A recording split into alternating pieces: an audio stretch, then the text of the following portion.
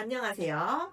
아이와 7번의 한 달 살기를 다녀오고 이렇게 한 달 살기 팁을 나누고 있는 20년차 유아 영어 강사 제시쌤입니다.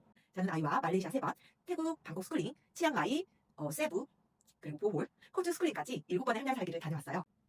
오늘은 가장 궁금해하는 것 중에 한 개, 뭘까요? 바로 경비에 대한 부분이에요. 궁금하신 분들은 끝까지 봐주세요. 한 달 살기 가는데 대략 어느 정도 들까요? 어떻게 가냐? 어디로 가냐? 그리고 가서 어떻게 쓰냐에 따라서 생활비가 집집마다 다 다르듯이 차이가 많이 나요.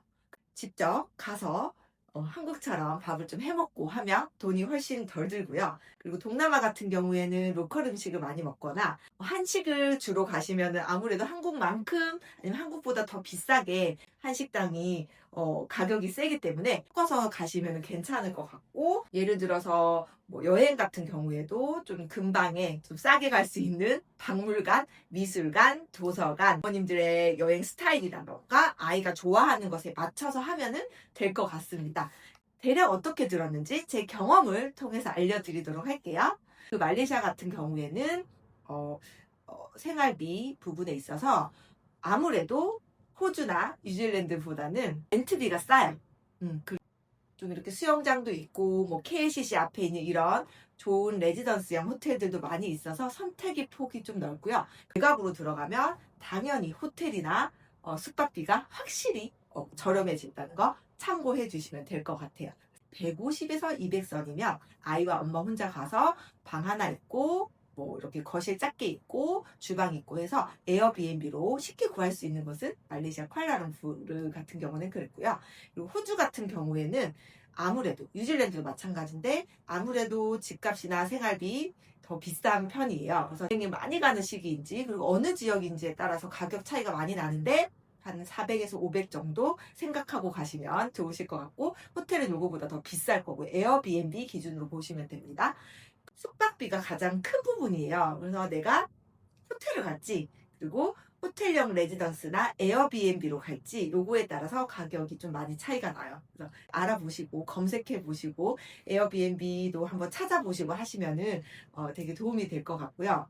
저 같은 경우에는 보통 이렇게 한 달 살기를 갈 때는 여행 상품처럼 패키지처럼 방에 오면 저희 이제 셔틀이 와서 우리를 태워가고, 그래서 스쿨링을 하면 이제 스쿨링과 호텔까지 이렇게 연결해서 셔틀버스까지 하는 그런 패키지형을 많이 갔거든요. 경우에는 조금 더 비쌀 수는 있어요. 그렇지만 현지에서 뭐 아프거나 아니면 좀 불편하거나 궁금한 게 있을 때는 친인척처럼 주변에 누군가가 도와줄 수 있기 때문에 패키지로 갈지 자유여행으로 갈지 이런 것들은 좀 더 알아보시면서 자기에 맞는 스타일로 가시면 될 것 같아요. 여행 경험 많으신 분들은 또 그렇게 따로 에어비앤비 구하고 학교 알아보시거나 캠프 알아보시거나 어학원 알아보셔서 연결해도 괜찮습니다. 네, 그리고 두 번째로 이런 한 달 살기 경비에 있어서 저 같은 경우에는 아이랑 가기 때문에 숙소도 중요하지만 어떤 교육기관에 가냐에 따라서 가격이 차이가 많이 나요. 혹시 세 가지 어떤 기준으로 다른지는 위에 보시면 여기로 가시면 자세히 제가 첫 번째로 설명해 놨습니다. 그래서 어학원을 가는 경우에는 보통 한 달 기준으로 한 주에 3, 40 정도 하고, 그리고 호주 같은 경우에는 인건비가 비싸다 보니까 어쩌면 어학원이랑 학교랑 차이가 거의 안 나요. 영어 캠프 같은 경우에는 국제학교에서 하는 썸머 캠프 같은 경우에는 국제학교 스쿨링과 금액이 비슷하고요. 뭐 축구 캠프라던가 아니면 여행 캠프라던가 어떤 걸 해주고 몇 시부터 몇 시까지 하는지 한번 체크해 보시면 그 금액이 거기에 따라서 많이 해줄수록 더 가격이 비쌀 수밖에 없어요. 근데 가시기 전에는 이제 금액만 보시고 비싸다 싸다 하실 수 있지만 8시까지 저녁까지 먹여서 아이를 보내주는 캠프도 있거든요. 그런 경우에는 저희가 따로 갔을 때 2시 반 3시에 끝나는 캠프보다 5시간 이상 아이들과 함께 어딘가를 입장해주고 저녁도 먹여주고 이런 경비가 다 포함되어 있으니까 정확하게 시간표를 보시고 어디서 어디까지 해서 이런 경비구나, 나는 이게 더 맞겠구나 하고 합리적으로 보시는 게 도움이 되십니다. 워낙 여행처럼 이게 스타일에 따라서 이게 좋고 나쁜 캠프는 없고요. 맞고 안 맞는 더 취향이 되게 많이 들어가는 것 같아요. 나라도 마찬가지고요. 그래서 이 부분 참고해 주시고요. 스쿨링 같은 경우 제가 가장 좋아하는 캠프 형태이기는 한데 스쿨링 같은 경우에는 동남아 국제학교 같은 경우에는 200에서 300 정도를 해요. 그리고 4주 정도 스쿨링을 갈 수 있고요. 국공립, 그래서 호주나 뉴질랜드는 저는 국공립 학교를 소개시켜 주거나 사립학교도 몇 군데 소개를 시켜드리고 있는데 뉴질랜드 그리고 호주의 국공립 같은 경우에는 오히려 국제학교보다 학비는 쌉니다. 네, 나라에 이렇게 내 있는 거기 때문에 그래서 국제학교 스쿨링비는 200에서 300 선이고요. 학교마다 조금씩 차이가 나고요. 그리고 국공립 호주 뉴질랜드 학비는 한 100 후반대나 스스로까지 이제 에이전트를 통해야 되기 때문에 그런 경우에는 한 200 정도 하기 때문에 오히려 조금 더 저렴하다는 거. 동남아라서 더 쌀 것 같으셨죠? 하지만 학비 부분을 봤을 때는 호주나 뉴질랜드가 더 쌀 수 있다. 네, 물론 이제 아까 말씀드렸던 집값은 호주, 뉴질랜드 훨씬 더 비싸긴 합니다. 이런 거를 좀 꼼꼼히 따져보시면 좋고요.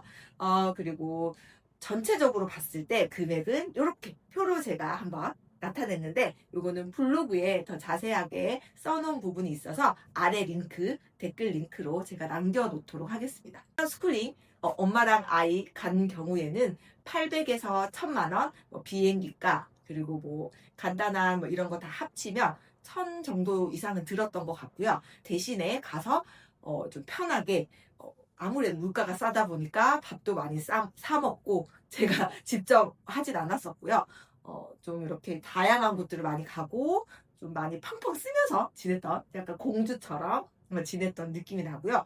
호주, 뉴질랜드의 한 달 살기 같은 경우 스쿨링 기준으로 1,400에서 1,600 정도 들었던 것 같아요.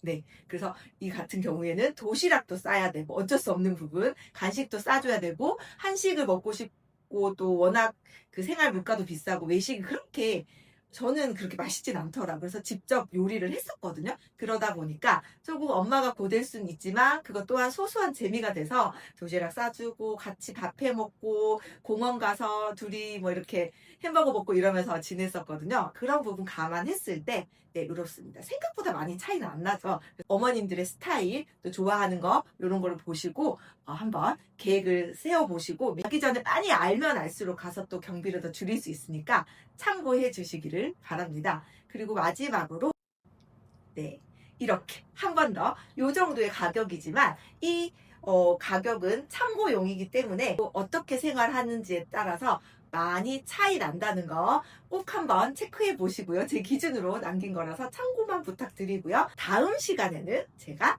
어머님들이 가장 또 많이 물어보는 질문 중에 하나, 한 달 살기 가면 아이 영어가 많이 느나요? 아니면 아이에게 어떤 변화가 있나요? 이 부분은 제가 정말 7번의 한 달 살기를 가고 아이의 성장, 변화를 많이 봤기 때문에 꼭 한번 알려드리고 싶은 부분입니다. 그래서 그 부분은 다음 시간에도 함께 만나보도록 해요.